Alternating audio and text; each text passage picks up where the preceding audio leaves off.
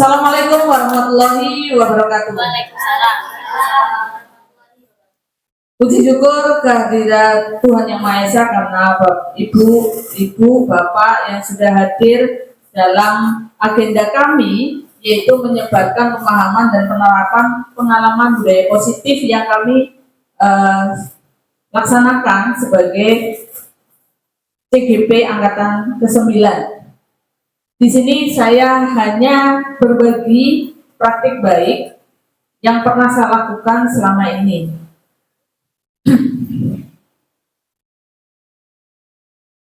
Sebelum ke sana, saya ingin memberikan pertanyaan romantik saja. Mungkin Bapak Ibu bertanya-tanya tentang budaya positif itu seperti apa, atau disiplin positif itu seperti apa. Pertanyaan pertama, pemberian hukum dapat mendisiplinkan siswa. Apakah setuju atau tidak setuju? Setuju dengan catatan. Setuju dengan catatan. Oke, kita simpan setuju dengan catatan. Bahwasanya hukuman adalah mendisiplinkan siswa. Yang kedua, pemberian hadiah dapat meningkatkan motivasi siswa. Ya. Setuju. Kita simpan. Kemudian, yang terakhir, guru harus mampu memberikan solusi untuk siswa yang bermasalah. Setuju. Berarti jawabannya setuju semua. Kita bahas satu-satu, tetapi pembahasannya tidak langsung saya kasih jawaban. Biarkan Bapak Ibu bersama-sama saya membantu berpikir dengan saya. Yang terakhir, guru berperan sebagai teman bagi siswa. Tidak selalu. Ya setuju tapi ada batasan. Setuju tapi ada batasannya.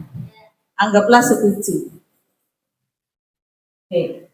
Budaya, kita masuk ke budaya positif. Semua pertanyaan 4 tadi itu adalah masuk ke budaya positif yang kita harus laksanakan di anak-anak, diterapkan pada anak-anak. Sehingga anak-anak di sini mempunyai perilaku yang positif, belajar yang aman dan menyenangkan. Budaya positif ini perwujudan dan nilai-nilai atau keyakinan universal yang diterapkan di sekolah yang berpihak pada murid untuk menuntut murid berkembang sesuai dengan kodrat dalam dirinya menjadi manusia yang merdeka. Syaratnya adalah menuntut, bukan menuntut. Jadi anak-anak di sini sesuaikan dengan kodrat alam dan kodrat zamannya. Bagaimana kita menuntut pada kembalikan anak-anak pada kodratnya masing-masing. Budaya positif yang saya bahas di sini yang pertama adalah perubahan paradigma belajar, disiplin positif, motivasi perilaku manusia, kebutuhan dasar manusia, posisi kontrol restitusi, keyakinan kelas dan segitiga restitusi. Ini yang kami bahas cukup banyak, makanya kami butuh waktu yang 60 menit atau lebih. Ini skema disiplin positif. Dari kita, menurut teori kontrol atau teori pilihan, ada 4, yaitu Anda tidak bisa mengontrol orang lain, hanya Anda yang bisa mengontrol diri sendiri. Ya. Terus kemudian, semua perilaku memiliki tujuan. Apapun, tidak hanya pada anak-anak, kita pun sama. Ketika kita berperilaku pasti memiliki tujuan. Yang ketiga, model berpikir menang-menang. Terus kemudian, kolaborasi menciptakan pilihan-pilihan baru. Dan yang terakhir, realitas atau kebutuhan yang berbeda. Ketika kita menerapkan disiplin positif, berarti ada kebutuhan dasar manusia yang belum tercukupi. Sehingga mereka akan membuat hal negatif. Ketika di sini ini tidak jelas makna disiplin dan sebagainya, saya jelaskan berikutnya. Kemudian semua perilaku memiliki tujuan, saya jelaskan lebih berikutnya lagi sampai di posisi kontrol. Ini hanya skema saja. Kita masuk ke yang pertama, yaitu disiplin positif. Paradigma. Nah, ini prakteknya begitu. Coba berpasangan nih, berpasangan. Kepalkan salah satu tangan Anda, coba Anda bayangkan bahwa Anda menyimpan sesuatu di dalam tangan Anda. Anda perlu menjaga benda tersebut sekuat tenaga karena begitu pentingnya untuk Anda. Jadi di sini ada isinya sebenarnya. Uang lah. Ya, di sini yang B, cobalah dengan cara untuk membuka kepala rekan Anda. Bagaimana cara membukanya? Entah dengan merayu, membujuk, ayolah buka dengan tenaga, boleh menghati, boleh menggelitik, boleh, ya, bahkan menawangi uang pun boleh. Kira-kira? Ya, ada yang pegang, ada yang buka. Ya, yang satunya saya pegang, satunya saya menggelitik. Buka. Ya,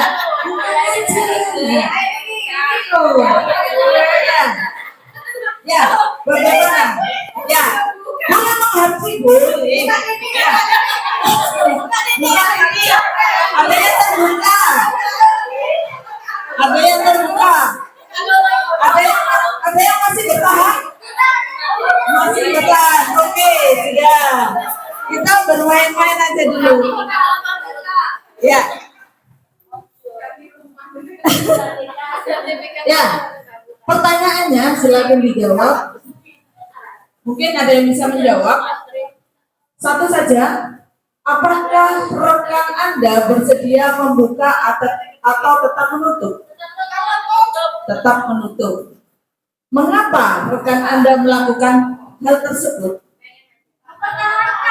Mempertahankan apa yang menjadi miliknya. Terus kemudian dalam kegiatan ini sesungguhnya siapa yang memegang kendali atau kontrol? Diri sendiri. Saya lanjutkan. Ini paradigma baru, jawabannya disimpan. Pembelajaran dengan paradigma baru merupakan pembelajaran yang dirancang berdasarkan prinsip berdiferensiasi sehingga peserta didik belajar sesuai kebutuhan berdasarkan tahap perkembangan sesuai teori psikologi modern untuk mewujudkan profil pelajar Pancasila. Tujuannya ke profil pelajar Pancasila atau nilai-nilai kebajikan atau nilai universal. Ini teori kontrolnya. Apa yang kita tadi pertahankan, ada stimulus respon, kita ganti dengan teori kontrol. Kalau stimulus respon, kita mencoba mengubah orang lain supaya ikut kita. Berarti kalau teori kontrol, kita berusaha memahami pandangan orang lain tentang dunia. Jadi ketika membuka, mengepalkan tangan, kita kontrolnya diri sendiri. Semua anak-anak kita juga sama, jangan sampai terkontrol oleh kita sebagai guru. Kalau kontrolnya sebagai guru, nantinya adalah jatuhnya menuntut. Kalau kontrolnya pada diri siswa, berarti teori kontrol. Yang kedua, perilaku buruk dilihat sebagai suatu kesalahan. Kalau teori kontrol, semua perilaku memiliki tujuan. Tidak semuanya memiliki tujuan negatif. Pasti bagaimana negatif ini menjadi positif. Orang lain bisa mengontrol saya. Seperti yang tadi, apakah orang lain mengontrol saya? Tidak. Nah, itulah teori kontrol. Hanya Anda yang bisa mengontrol diri sendiri. Dan selanjutnya. Lanjut ke disiplin, cepat. Maksudnya setelah paradigma terbentuklah yang namanya setelah kita bisa mengontrol diri, bukan orang lain yang mengontrol kita atau kita mengontrol siswa, siswa harus mengontrol dirinya, muncullah yang namanya disiplin. Disiplin di sini kebanyakan orang akan menghubungkan kata disiplin dengan tata tertib, keteraturan, kepatuhan pada peraturan dan hukuman. Pada umumnya seperti itu. Gitu, boleh. Itu disiplin. Anak ini membuat kesalahan, berarti tidak disiplin. Tidak patuh pada tata tertib, berarti tidak disiplin. Kita menghubungkan selalu seperti itu. Kita ubah. Disiplin di sini adalah kemampuan memerintah diri sendiri dalam mengontrol dan menguasai diri untuk memilih tindakan yang mengacu pada nilai-nilai yang kita hargai dengan penuh tanggung jawab tanpa perintah dari orang lain. Itu disiplin. Munculnya dari kita sendiri atau kesadaran diri sendiri. Yang kita perlukan di sini adalah siswa mempunyai kontrol dirinya sendiri atau kesadaran diri sendiri.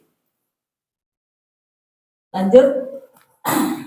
Maksud dari nilai-nilai yang kita hargai adalah nilai-nilai kebajikan, sifat-sifat positif manusia seperti tanggung jawab, jujur, komitmen, konsisten, keselamatan, menghormati orang lain, menghargai, itu adalah positif, kata-kata positif. Ini nilai universal yang menurut yang saya ambil nilai kebajikan dari profil pelajar Pancasila. Kalau ini macam-macam, primary years program ada yang namanya saling menghargai, saling menghormati, kejujuran ada di sini semua. Yang kita ambil adalah fokusnya ke profil pelajar Pancasila. Kita bercermin. Mengapa Anda membuat perangkat pembelajaran? Administrasi. Yang pertama administrasi, betul. Okay. Terus yang kedua tuntutan aturan yang harus seperti itu. Tuntutan aturan. Ya. Terus yang ketiga lebih agar ya, yang pertama memenuhi kewajiban administrasi.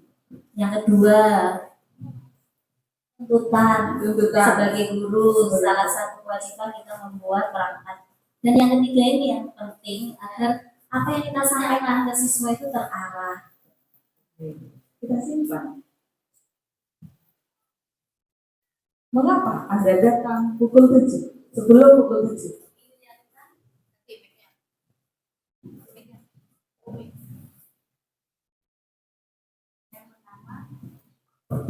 Yang pertama mengikuti aturan. Kemudian tanggung jawab juga sebagai guru pengajar selayaknya datang sebelum jam. Oke. Kita simpan pertanyaan yang ketiga.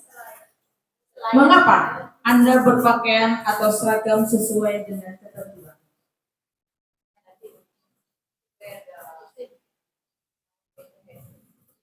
Kalau beda juga jadi malu. Beda jadi malu. Ada lagi. Salah satu aja malu. Ya, malu. Kalau beda itu malu. Ada lagi. Ini sesuai dengan ketentuan. Sesuai dengan ketentuan. Ada? Cukup? Oke, kita simpan semuanya. Nanti dijawab sendiri. Oke. Untuk menghindari ada 3 pilihan. Saya datang jam 7 agar saya tidak kena hukuman, alias mencapai 360 menit. Saya ngisi Ekin agar 360 menit. agar tidak tercantum namanya di Ini apa yang akan terjadi apabila saya tidak melakukannya?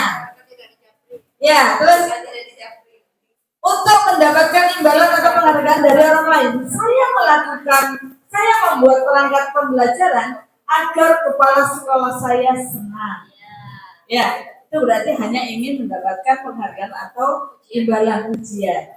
Yang ketiga, untuk menjadi orang yang mereka inginkan dan menghargai diri sendiri dengan nilai-nilai yang mereka percaya dari diri kita sendiri. Saya melakukan dari diri kita sendiri, bukan dari eksternal. Jadi saya membuat perangkat karena memang saya butuh perangkat itu untuk pembelajaran siswa. Bukan karena ya sebagai administrasi. Walaupun pada dasarnya seperti itu. Ya, ini masuk ke hukuman yang sering kita lakukan pada siswa, hukuman, konsekuensi, dan restitusi. Kalau hukuman bersifat tidak terencana, Kemudian tidak tahu apa yang akan terjadi, bersifat satu arah, hanya siswa yang menjadi korban, bisa berupa fisik maupun psikis, murid atau anak tersakiti. Ini kalau hukuman. Kalau konsekuensi, sudah terencana konsekuensinya, andaikan dia melakukan minumannya jatuh di meja, berarti konsekuensinya adalah dia ngalah. Kalau hukuman enggak, ya bisa jadi membelikan minuman lagi atau disuruh lari karena menjatuhkan minuman. Kalau restitusi, proses kolaborasi yang mengajarkan murid mencari solusi untuk masalah. Jadi ada proses kolaborasi dengan siswanya, ada komunikasi, kemudian membantu murid berpikir tentang orang seperti apa yang mereka inginkan dan bagaimana mereka harus memperlakukan orang lain. Ini restitusi.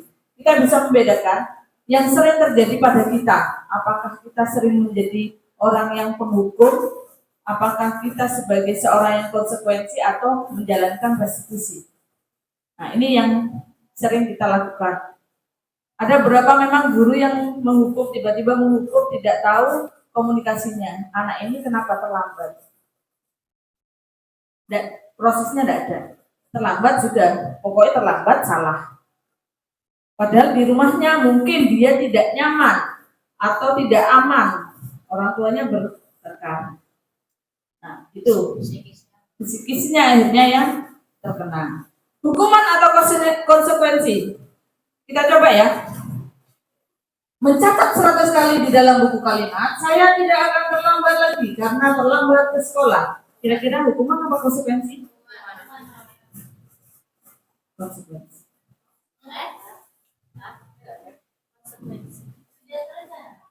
Rencana. Kalau sudah masuk keyakinan kelas, nanti keyakinan kelas. Ya. Kalau sudah masuk Ya. Nanti. Lari mengelilingi lapangan basket 2 kali karena terlambat hadir di sekolah. Membersihkan coretan yang dibuat di meja tulis. Konsekuensi. Murid diminta untuk push up 10 kali karena tidak menggunakan sepatu hitam. Hukuman. Membersihkan WC sekolah karena merusak barang milik kawannya. Hukuman. Membersihkan tumpahan air di meja tulis. Konsekuensi. Itu sudah hukuman. Dihukum oleh penghargaan ini. Dihukum tapi mengasih penghargaan atau hukuman. Yang pertama pengaruhnya jangka pendek dan jangka panjang. Penghargaan tidak efektif. Tidak efektif. Kemudian penghargaan merusak hubungan antara kita dengan siswa. Merusak hubungan. Karena kalau sudah dikasih hadiah, yang lain juga iri. Itu yang enggak baik. Yang suka ngasih penghargaan. Yang kedua, penghargaan mengurangi ketepatan. Kadang kita tidak tepat untuk ngasih penghargaan pada siswa. Terus penghargaan menurunkan kualitas siswa. Bisa jadi kualitas siswa satu bisa naik, satunya bisa turun. Kemudian penghargaan mematikan kreativitas siswa yang lain. Kemudian penghargaan itu menghukum orang lain. Yang dikasih penghargaan Bu Sandra, yang terhukum orang lain. Karena merasa salah. Motivasi dari dalam diri atau intrinsiknya. Lanjut kebutuhan dasar. Siswa kita, walaupun kita dan siswa kita mempunyai 5 kebutuhan dasar. Kita melakukan hal yang buruk juga hanya untuk memenuhi ini. Yang pertama adalah bertahan hidup. Siswa bertahan hidup, ya atau katakanlah survival, ya dia pergi ke sekolah dalam keadaan banjir sudah dia bertahan hidup untuk ke sekolah. Kemudian dia kasih sayang dan rasa diterimanya. Ada siswa kita seperti mungkin Kalista hanya ingin dapat kasih sayang dan juga diterima. Bisa jadi seperti itu. Ya, ada beberapa anak. Kemudian mereka butuh penguasaan. Dia katakanlah ngomong, saya bisa belajar ini, penguasaan yang diakui. Terus kemudian kebebasan, saya tidak mau menulis, saya maunya bercerita. Ini kebebasan. Kemudian kesenangan, saya senang main ini aja. Tuh. Jadi ini kebutuhan dasar kita semuanya. Saya dengan siswa sama. Saya coba ngisi kuesioner, ternyata kebutuhan saya adalah kesenangan. Dari berapa angkatan saya kesenangan. Jadi poin paling besar adalah saya butuh kesenangan, bukan kebebasan. Harapan saya paling butuh bebas, tidak tertekan dengan sekolah. Ternyata tidak. Saya butuh kesenangan. Kurang ini. Berarti kalau seandainya 5 ini tidak terpenuhi, maka yang terjadi adalah penyimpangan, perilaku yang menyimpang. Pasti. Coba kita flashback lagi ya, murid-murid kita, siswa-siswa kita, seandainya ini tidak terpenuhi, apa yang terjadi? Pasti dia akan melakukan perilaku penyimpangan. Perlu berjengkos banyak. Nggak kesenangan ya bisa katakanlah saya butuh nongkrong gitu. Ya karena saya selama jadi CGP nggak pernah nongkrong. Ya, kebutuhan apa yang belum terpenuhi? Satu, wali ini ya, coba ini studi kasusnya, mau dibaca. Wali kelas 8H sedang bingung menghadapi ulah salah satu murid di kelasnya, Doni. Beberapa anak di kelas 8H telah datang padanya dan mengeluhkan Doni yang seringkali meminta bekal makan siang mereka dengan paksa. Jika Anda adalah wali kelas 8H, menurut Anda, kira-kira apa alasan Doni melakukan hal itu? Butuh apa? Lapar, bertahan hidup, dia survival, cari perhatian bisa, tapi kecil. Yang paling penting adalah survivalnya dia. Dia hanya ingin sama dengan anak malak. Kebutuhan dasarnya apa? Kebutuhan hidup. Mungkin dia nggak sanggup. Bisa jadi kesenangan. Lanjut ke penguasaan. Apabila jawaban Doni karena ia lapar dan orang tuanya tidak membawakan bekal makan siang, maka kebutuhannya adalah bertahan hidup. Apabila jawaban Doni karena ia senang temannya jadi memperhatikan dia, ya karena dia minta bekal ingin diperhatikan. Bisa jadi dia butuh kasih sayang. Ya, apabila Doni adalah merasa hebat karena saya ini kuat, berarti dia penguasaannya. Kan preman. Ya. Kemudian apabila jawaban Doni karena dia merasa bosan, mungkin karena dia butuh kebebasan, kebutuhan akan pilihan. Dan yang terakhir, apabila jawaban Doni karena iseng saja, yang tadi Bu Agustin katakan, dia berarti hanya butuh kesenangan. Ya, orang jahil itu pasti butuh kesenangan. Jadi teman-teman kalau jahil berarti butuh kesenangan ya.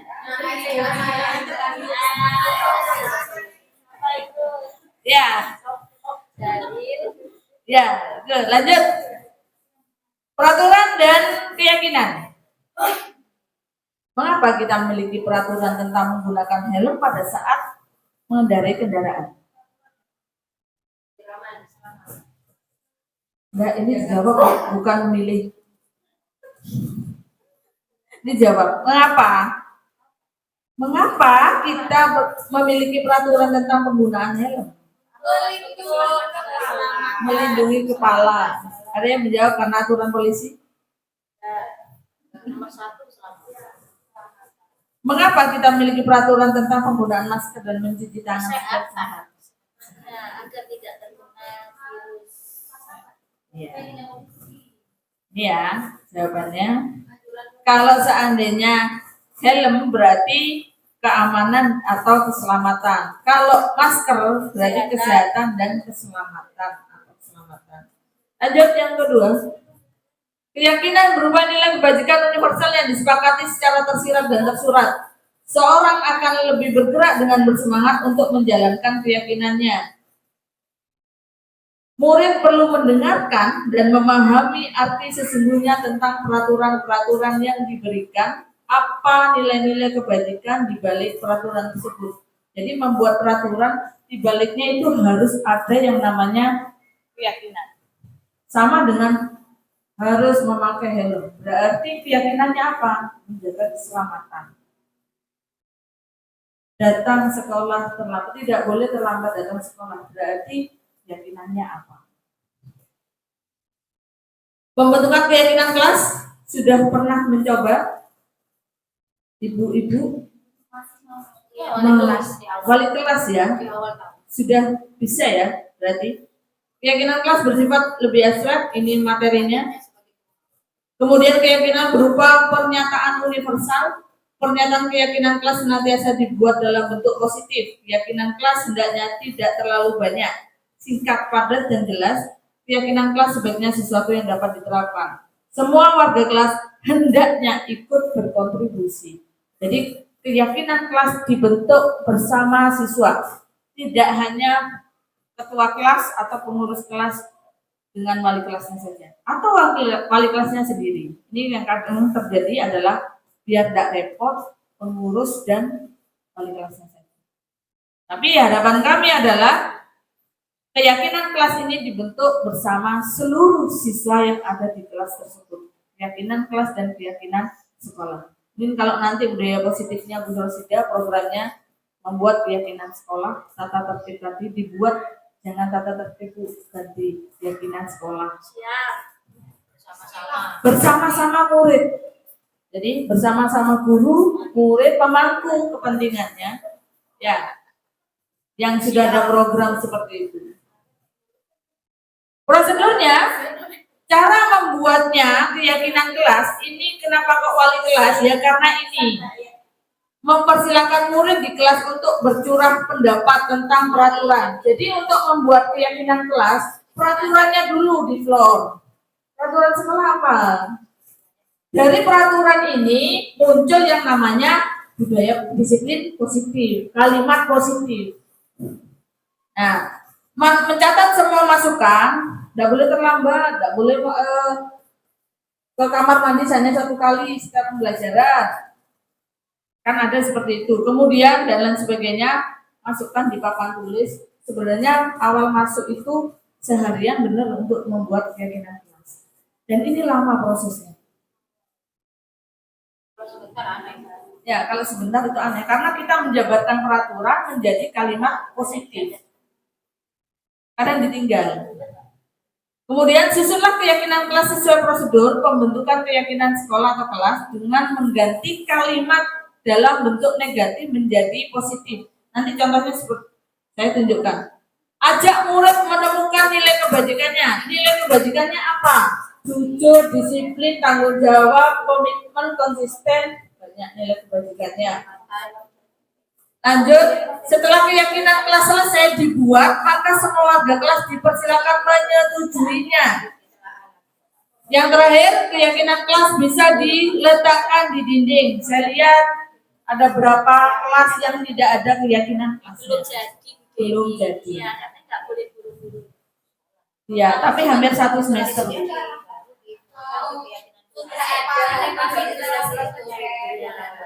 Ini kalimat positifnya dari kalimat membuang sampah sembarangan menjadi kalimat positif, mengumpulkan sampah di tempatnya, diubah menjadi nilai keyakinan yaitu kebersihan. Yang kedua, tidak boleh terlambat mengumpulkan tugas. Kalimat positifnya adalah mengumpulkan tugas tepat waktu, diganti nilai keyakinannya adalah kedisiplinan. Lanjut, dilarang merusak fasilitas sekolah, menjaga fasilitas. Ini kalimat positif.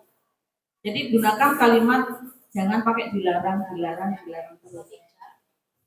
Ya. Jangan tidak itu dihilangkan, diganti kalimat positif. Mengerjakan penilaian secara mandiri, berarti kejujuran. Mengikuti pembelajaran dengan baik, menghormati orang lain. Contoh, mana yang keyakinan, mana yang peraturan. Mana yang keyakinan, mana yang peraturan.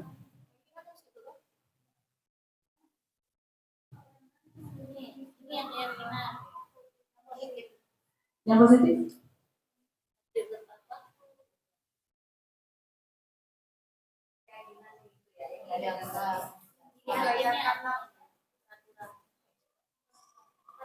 Kira-kira mana yang keyakinan, mana yang peraturan?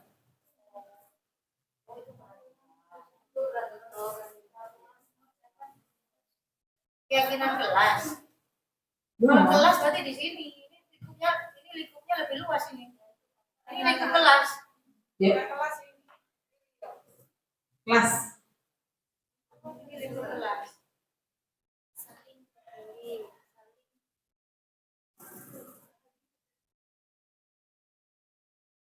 Ini ada kalimat positifnya, sama-sama ada kalimat positif. Keyakinan kelas. Ini sekolah. Masuk ke peraturan yang sebelah sini cenderung ke peraturan. Ini yang keyakinan kelas. Nih, itu nih. Bisa ya? Nih, bisa kok. Ini yang saya coba.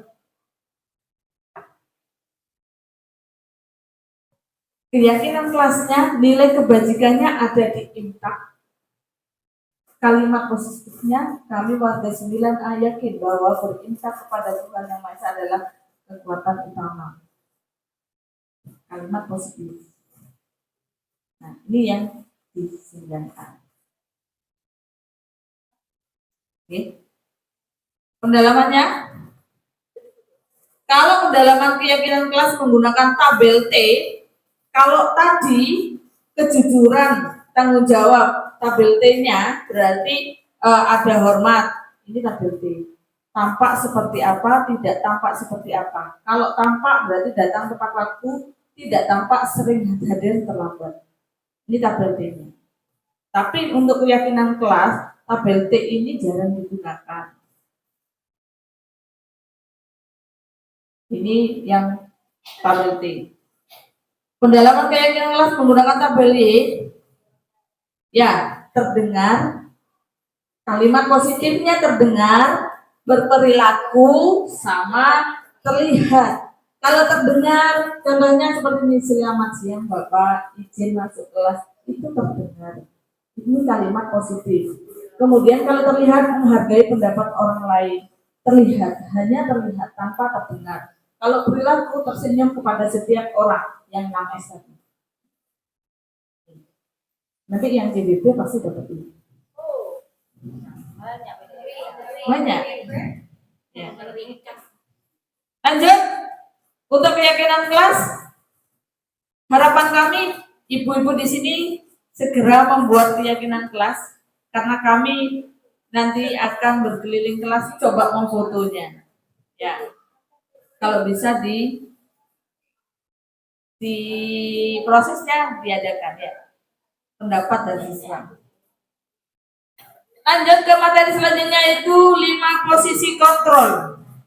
Kalau kita sudah membuat keyakinan kelas, namanya ada posisi kontrol. Yang pertama, posisi kontrol kita sering kita menjadi penghukum. Tidak hanya kita, mungkin teman-teman kita juga ada. Yang kedua, posisi kontrol membuat merasa bersalah. Ya, kamu kalau tidak ngerjakan, nanti ya Bu Dewi ini dimarahin sama kepala sekolah. Berarti membuat rasa bersalah. Menjadi teman. Posisi kontrol menjadi teman. Yang kedua, pemantau. Yang terakhir, manajer. Saya jelaskan satu. Tidak, ini silakan mendengarkan, tapi kayaknya tidak ada colokannya. Colokannya speaker. Speaker laptop ya, kata dong. Ada no speaker.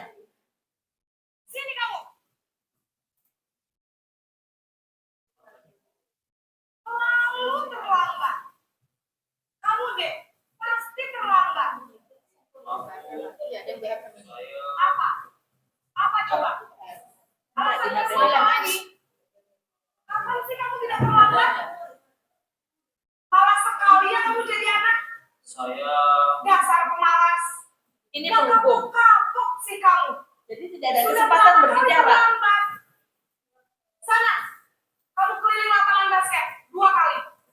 kenapa saya harus ke lapangan basket, Bu? Kenapa? Kamu melawan ibu. Berani-beraninya jawab. Sudah terlambat, masih berani jawab pula. Sekarang, keliling lapangan basket 5 kali sekalian. Biar kapok. Cepat. Pergi sana ke lapangan basket. Mungkin ada dari kita seperti ini atau teman-teman kita. Tidak ada.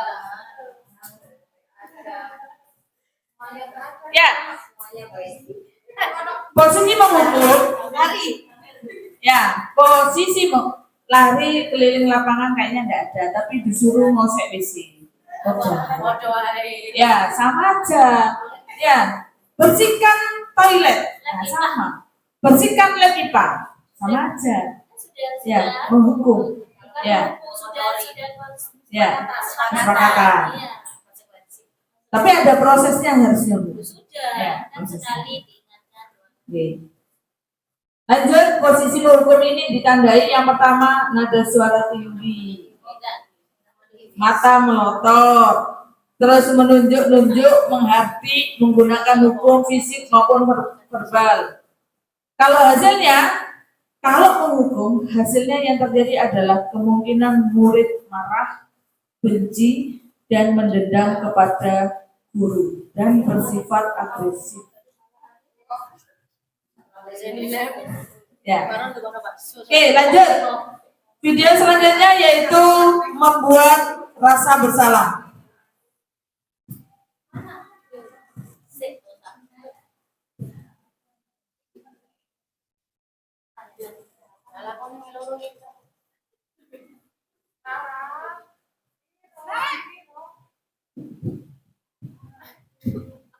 Ya, ekspresinya ya. Naren. Kamu kenapa terlambat lagi, nak? Ya Tuhan, Naren. Kamu senang ya bikin ibu susah ya? Kalau kamu terlambat lagi, nanti ibu yang ditegur bapak kepala sekolah. Merasa bersalah. Disangka ibu tidak bisa membina kamu. Nah, ini Duh, membuat anak gimana merasa ini? bersalah. Maaf, Bu. Duh, Gusti Naren. Kamu suka ya kalau ibu ditegur bapak kepala sekolah? Terus, sekarang ibu harus tulis apa yang di buku absen? Ini kamu sudah sering terlambat loh. Ibu harus apa coba? Maaf, Bu. Maaf sekali. Ya sudah, lain kali jangan bikin ibu susah lagi ya nak ya. Ibu tidak akan kuat lagi kalau kamu begini terus. Bisa jantungan kalau ibu ditegur bapak kepala sekolah. Sana cepat ke kelas. Maaf ya, Bu. Maaf sekali.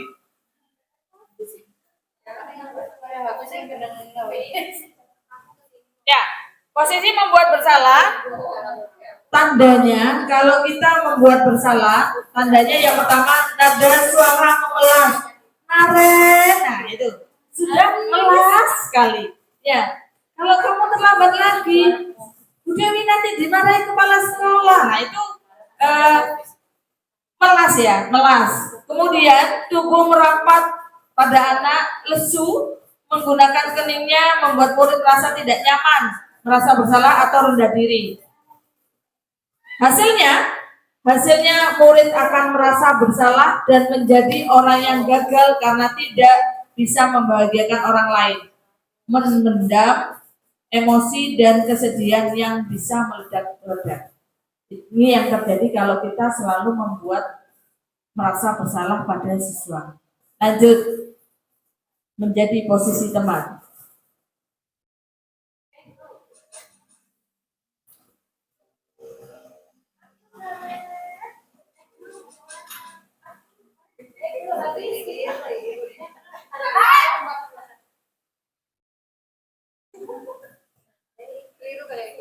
Selamat pagi, Bu. Wah, sudah jam berapa ini nak? Iya Bu, habis ibu saya bapak-bapak saya Bu. Cingap Kamu malah menyalahkan ibu kamu. Kamu kok menyalahkan orang yang paling kencang? Kok terlambat sih? Iya Bu, saya memang terlambat bangun tadi. Jadi biarpun saya lari kencang, tetap gak kekejar Bu. Takut dah. Ya sudah salah. Nanti lain kali larinya lebih kencang lagi ya. Biar gak keluar lagi. Bikinnya lebih kenceng. Demi ibu. Bikin senang ibu Bisa, dan demi ibu. Solusinya udah ibu beresin urusan absen kamu.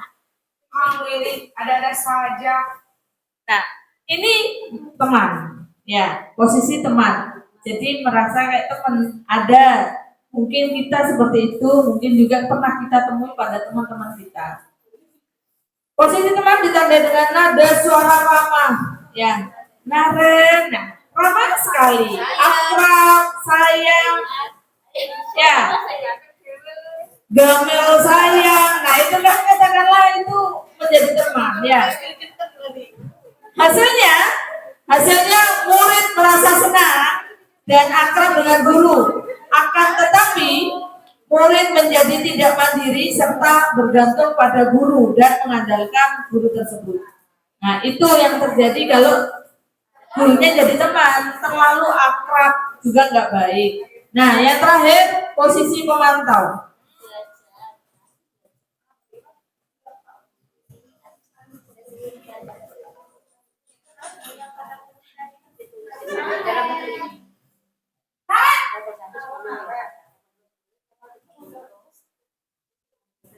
Selamat pagi Bu.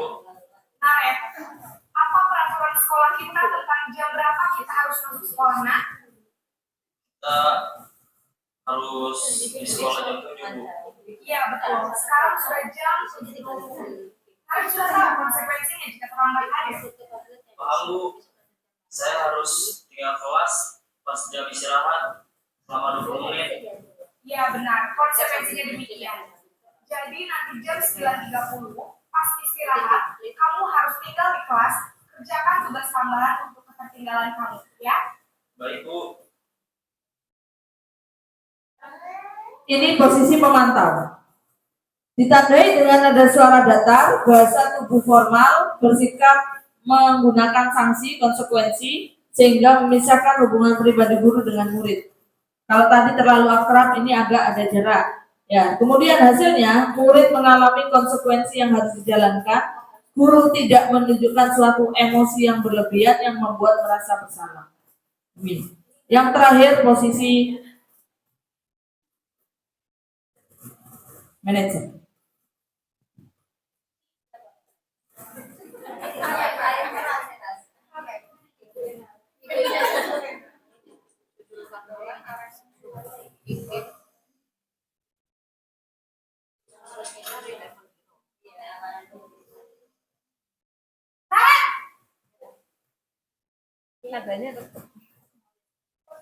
Selamat pagi Bu. Selamat pagi, Naret. Maaf Bu, saya terlambat. Iya, sekolah masuknya jam 7. Sekarang sudah jam 7.20. Jadi sekarang bagaimana ini, Naret? Maaf Bu, saya lupa setel alarm saya semalam. Baiklah, menurut kamu, keyakinan sekolah yang mana yang perlu kamu tingkatkan? Menanyakan keyakinannya Menghargai diri yang sudah sendiri disepakati. dan orang lain mungkin ya Bu. Setuju. Jadi, apakah Naret meyakini prinsip saling menghormati tersebut? Iya Bu, saya meyakininya. Apakah Naret bersedia memperbaiki masalah keterlambatan ini? Bersedia Bu. Bagaimana kamu akan perbaiki masalah keterlambatan ini? Nih, mengajak berpikir siswa untuk memecahkan Saya akan solusinya. coba untuk tidak lupa menyetel alarm saya Bu. Baik, kalau Naret lupa menyetel alarm di rumah, ada orang yang kira-kira bisa bantu mengingatkan tidak? Memberikan solusi. Ada Bu, kakak saya, Kak Emma. Ada lagi selain Kak Emma? Selain Kak Emma, ada ibu saya. Baik, jadi yang mengingatkan Naret adalah Kak Emma dan ibu kamu ya. Kira-kira akan mulai start alarm kapan nih, Naret? Setelah pulang sekolah, akan segera saya lakukan. Baik, jadi Naren akan setel alarm untuk bangun besok pagi dan akan diingatkan oleh kakak dan ibunda Naren ya. Ada lagi yang mungkin perlu dilakukan Naren agar tidak terlambat bangun lagi. Tidak ada, Bu. Baik Naren, terima kasih untuk kerjasama kamu. Sekarang kamu perlu kembali ke kelas untuk belajar. Baik, Bu.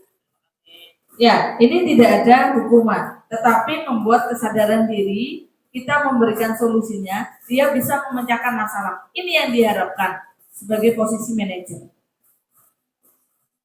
Ditandai dengan nada suara halus, bahasa tubuh tidak kaku, mendekat ke murid, guru berbuat sesuatu bersama murid. Hasilnya, murid merasa lebih nyaman, memiliki rasa tanggung jawab atau perilakunya, muncul konfidensi dan kemandirian untuk menemukan solusi. Inilah yang diharapkan dari kita semua.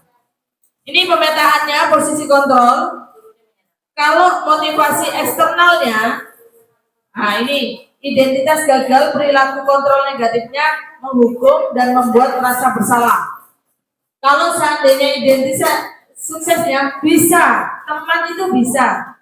Cuma di sini adalah kontrol positifnya dari eksternal.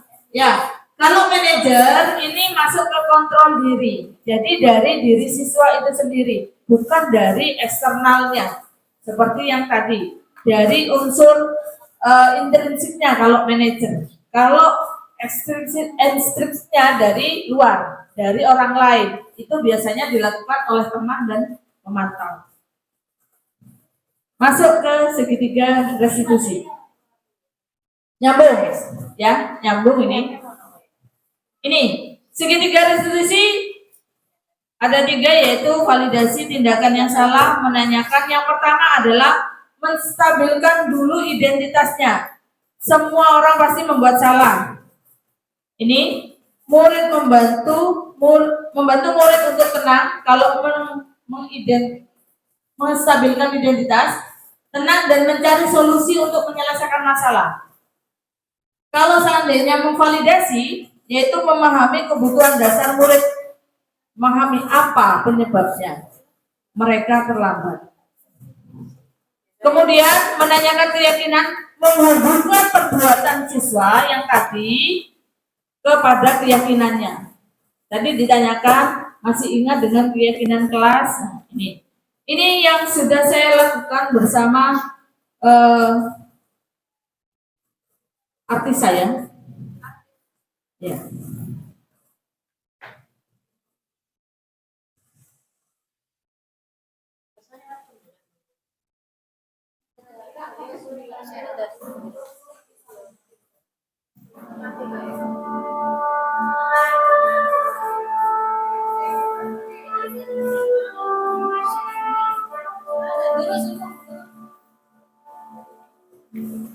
Karena ini tugas ya, berarti saya melaksanakan segitiga restitusi. Kasus yang pertama, Gamel hari itu bangun terlambat sehingga dia salah fokus menggunakan sepatu tidak hitam.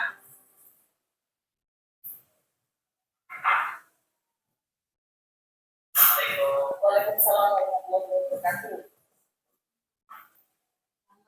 Silakan duduk, Gamel.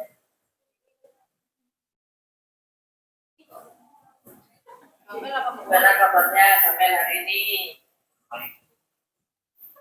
Gamel, tahu kenapa kok bangun Saya lupa pakai sepatu hitam.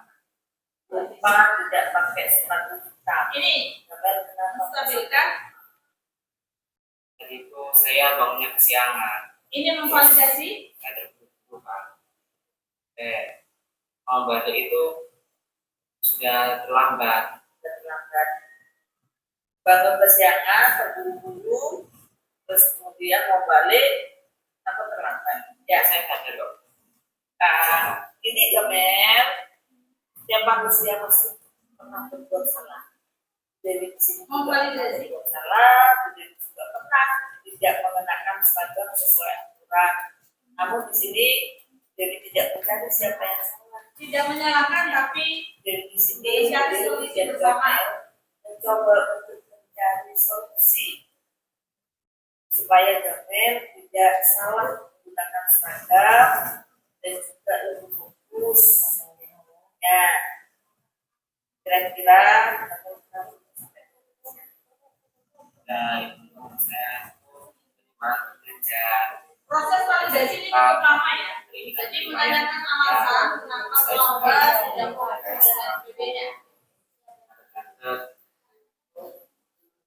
Kapel dan kesiangan disebabkan belajar Jepang. Sekarang nilai harian ya.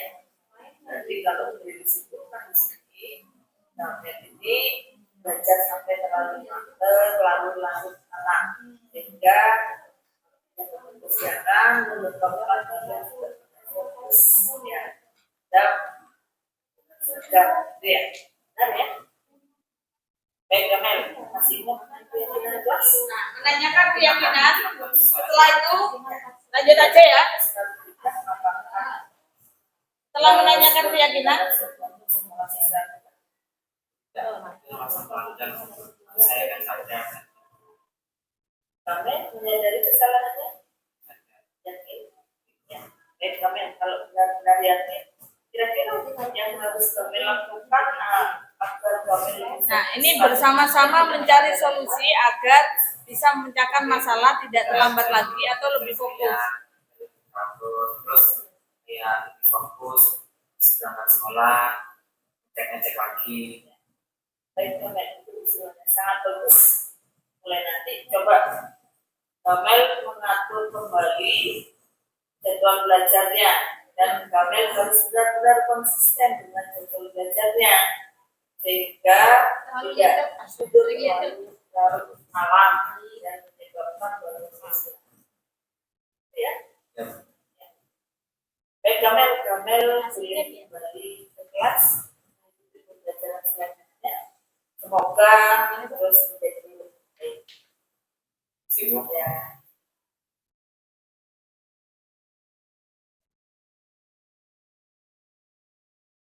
Kasus kedua, menurut saya sudah paham ya. Untuk kasus kedua mungkin nah lanjut aja ini.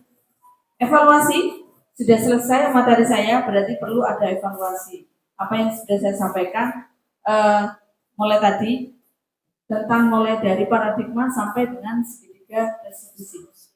Kembali lagi pemberian hukuman dapat mendisiplinkan siswa. Setuju nggak?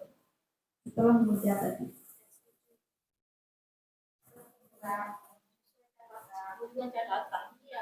Kalau hukuman fisik tidak setuju. Kalau hukuman yang Berarti konsekuensi. Kan ada hukuman, ada konsekuensi, ada restitusi. kalau hukuman itu ke fisik ya. Ya, kalau hukuman tuh melakukan hal yang tidak relevan, Berarti tidak setuju. ya, tidak terencana, itu hukuman. Pertanyaan yang kedua, pemberian hadiah dapat meningkatkan motivasi siswa.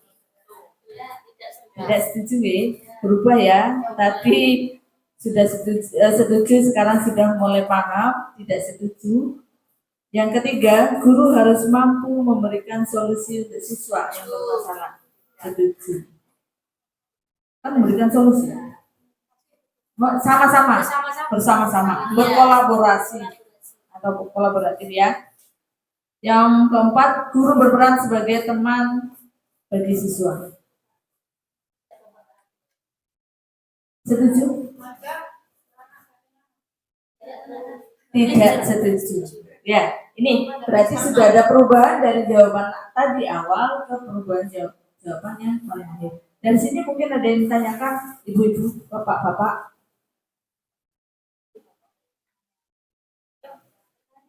Tanya.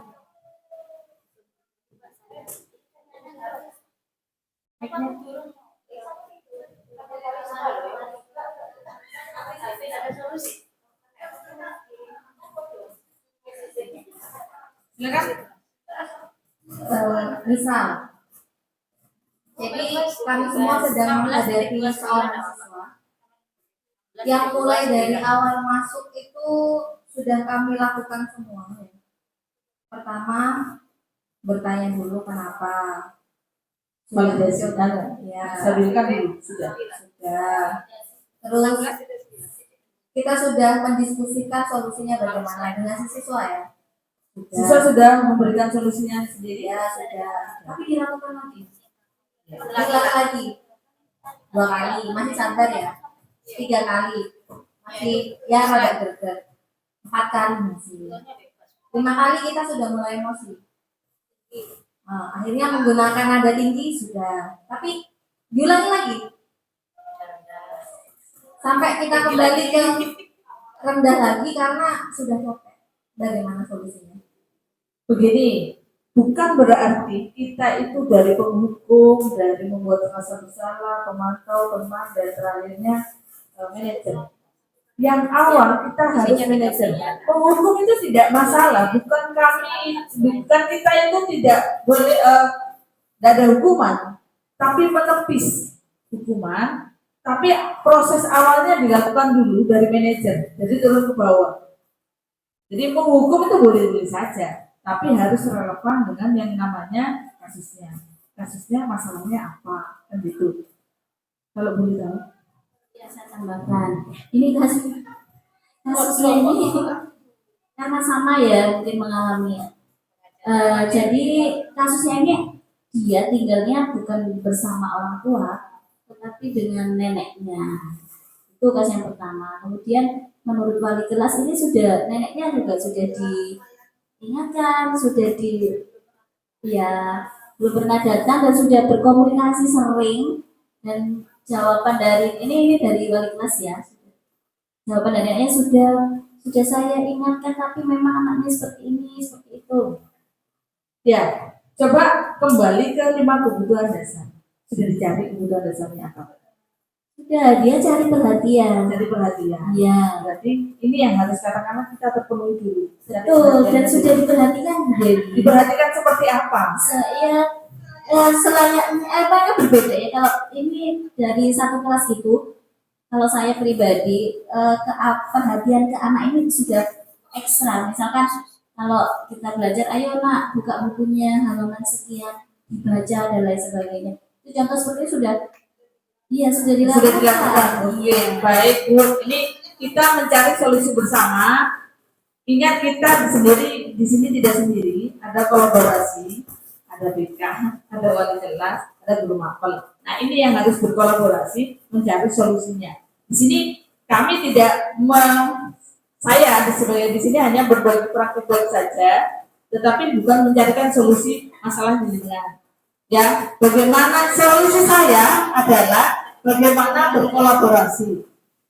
Ya, bagaimana berkolaborasi dengan guru BK, dengan guru mapel dan guru wali kelas. Itu, menurut saya mungkin tanggapannya.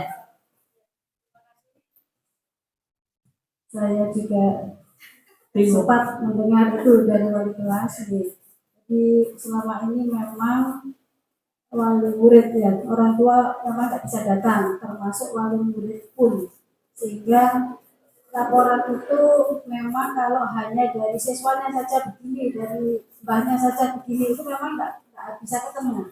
Jadi kita tidak bisa untuk menyelesaikan secara bersama.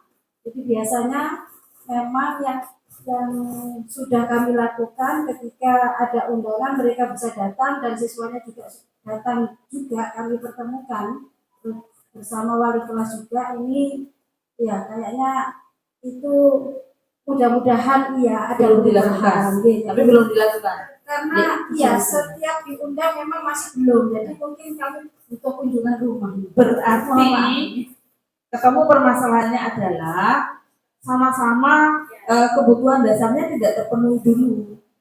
Nah, coba kebutuhan dasar ini dari anak, dari orang tua, dan dimediasi oleh sekolah, mungkin bisa ketemu solusinya.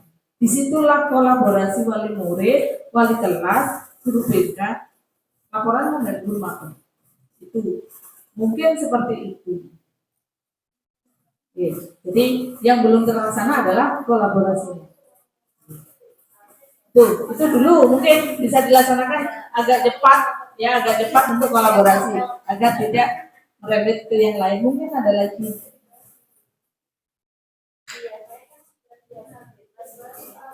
Ya dia pindahan. Bali kan. Iya. SD-nya di Bali.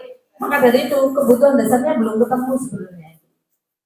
Kalau saya nilai mendengar ceritanya, kebutuhan dasarnya belum ketemu. Apa yang menjadi kebutuhan dasarnya anak ini? Kita kan hanya mengira-ngira dia butuh kasih sayang. Nah itu. Nah itu dulu harus selesai dulu dengan orang tuanya. Oke. Itu ada lagi ibu? Ada lagi? Oke. Tata tertib ini memang harus ada. Harus ada. Kelas juga ada. Oke. Jadi ubah tata tertib menjadi peraturan menjadi keyakinan sekolah atau keyakinan kelas. Jadi di situ kalimat positifnya itu ada. Jangan menggunakan, jangan dilarang, tidak boleh. Ini kalimat negatif. Yang kita gunakan adalah kalimat positif. Ada lagi? Cukup? Cukup? Baik, ibu-ibu, demikian berbagi praktik baik dari kami CGP Angkatan 9. Semoga nanti Bapak Ibu bisa mengikuti jejak kami menjadi CGP. Terus kemudian walaupun tidak mengikuti jejak kami CGP, mengikuti praktik baik yang sudah kami sebarluaskan. Kita bertemu di lain kesempatan dalam keadaan sehat dan bahagia. Saya akhiri, wassalamualaikum warahmatullahi wabarakatuh.